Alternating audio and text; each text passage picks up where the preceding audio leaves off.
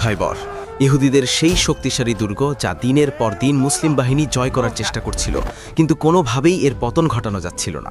দুর্গের ভেতরে ইহুদিরা ছিল সুরক্ষিত। দেয়াল শক্ত, ভয়ের কিছু নেই। পাহারা ঠিক রাখো। দুর্গ আমাদের রক্ষা করছে। আর বাইরে মুসলিমরা চিন্তিত। অবশেষে সেই ঐতিহাসিক রাতে রসুলে করিম সাল্লাল্লাহু আলাইহি ওয়াসাল্লাম ঘোষণা দিলেন, আগামীকাল আমি যুদ্ধের ঝান্ডা কেমন এক ব্যক্তির হাতে তুলে দেব যাকে আল্লাহ ও তার রসুল ভালোবাসে। সারা রাত সাহাবীদের চোখে ঘুম নেই, কে সেই ভাগ্যবান বীর? সকাল হলো, সবার হৃৎস্পন্দন মাইয়ে দিয়ে নবীজি ডাকলেন, আলী কোথায়? হযরত আলী রাদিয়াল্লাহু আনহু এলেন, কিন্তু তার চোখ তখন প্রচণ্ড অসুস্থ। নবীজি তার পবিত্র মুখের লালা মোবারক আলীর চোখে লাগিয়ে দিলেন। চোখের পলকেই আলী সুস্থ হয়ে গেলেন।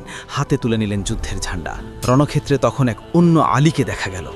আমি মারহাব, খাইবারের অজয় রক্ষক।